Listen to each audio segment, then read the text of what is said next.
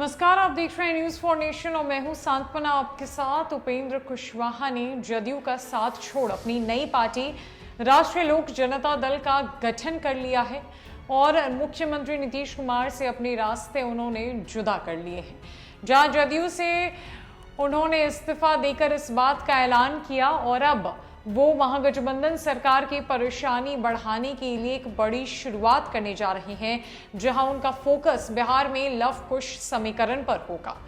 उपेंद्र कुशवाहा के पार्टी छोड़ने के बाद नीतीश कुमार और ललन सिंह की टेंशन बढ़ गई है। जदयू लगातार बिखरती जा रही है, जिसे समेटना बिहार के मुख्यमंत्री नीतीश कुमार के लिए बेहद मुश्किल होता जा रहा है। बयानबाजी का दौर महागठबंधन की सरकार में जारी है और अब उपेंद्र कुशवाहा ने बड़ी तैयारी कर ली है, जहां 1 महीने के भीतर उन्होंने ठान लिया है कि नीतीश कुमार और तेजस्वी यादव को वो मजा चखा कर ही मानेंगे।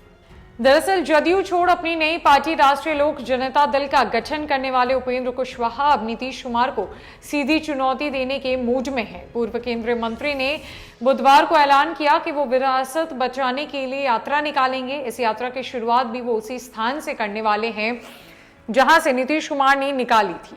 वो जगह है पश्चिम चंपारण जिले में स्थित गांधी आश्रम।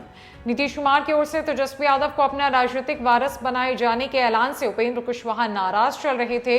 उन्होंने पार्टी छोड़ते वक्त तंज कसा कि नीतीश कुमार को पड़ोसी के घर में ही अपना उत्तराधिकारी नजर आया। कुशवाहा ने ऐलान किया है कि वो 28 फरवरी से यात्रा की शुरुआत करेंगे। दिलचस्प यह है कि इस यात्रा को वो उसी जगह से शुरू करेंगे जहां से नीतीश कुमार ने की थी। चुनावी रणनीतिकार प्रशांत किशोर ने भी अपनी जन स्वराज यात्रा की शुरुआत यहीं से की थी।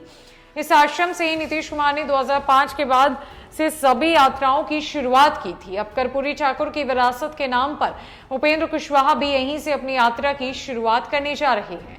उपेंद्र कुशवाहा ने आगे कहा है कि हमारी पार्टी बिहार के पूर्व सीएम कर्पूरी ठाकुर के सिद्धांतों को आगे बढ़ाने के लिए तत्पर है। कर्पूरी ठाकुर ने ऐसे बिहार की कल्पना की थी जहां हर कोई खुश रहे। उन्होंने आगे कहा कि आज उनकी विरासत से समझौता किया जा रहा है, जो सभी को समान हक दिलाने की बात करते थे। कुशवाहा ने कहा कि हम विरासत बचाओ यात्रा निकालेंगे। इसका समापन 28 मार्च को पटना में सम्राट अशोक की जयंती के मौके पर होगा। इस तरह उन्होंने कुर्मी वोटरों को जोड़ने की भी बात कह दी। दरअसल सम्राट अशोक से कुर्मी समुदाय अपना ताल्लुक जोड़ता रहा है। ऐसे में उनकी जयंती पर यात्रा के समापन से कुशवाहा कुर्मी कुशवाहा समुदाय को संदेश देना चाहते हैं। यदि इस वोट में सेंध लगती है तो नीतीश कुमार के लिए चिंता की बात हो गई।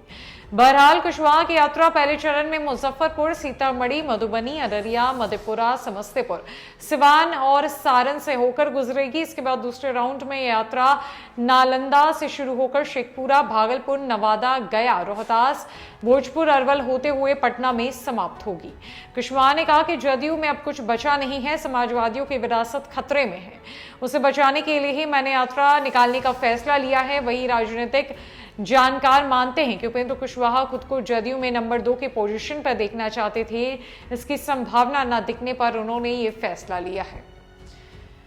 उपेंद्र कुशवाहा ने खुद को जदयू से अलग कर लिया है और पार्टी से अपने सारे रिश्ते नाते तोड़ के नई पार्टी का गठन कर नए राजनीतिक सफर पर निकल पड़े हैं, जहां अब उनकी तरफ से आगामी 28 फरवरी से बिहार में एक नई यात्रा की शुरुआत होने जा रही है, जहां वो लोगों को बताएंगे कि उन्होंने जदयू के लिए क्या कुछ किया है और नीतीश कुमार आखिरकार क्या कुछ सोचते हैं। वो लोगों को जागरूक करने का काम करेंगे। जहां 2 राउंड्स में ये यात्रा होगी, किन किन जिलों से होकर गुजरेगी वो हमने आपको बताया है। अब देखने वाली बात यह है कि क्या उपेंद्र कुशवाहा से 1 महीने के भीतर नीतीश तेजस्वी को मजा चखा पाएंगे या ये मजा उन्हें उल्टा ही चखना पड़ेगा।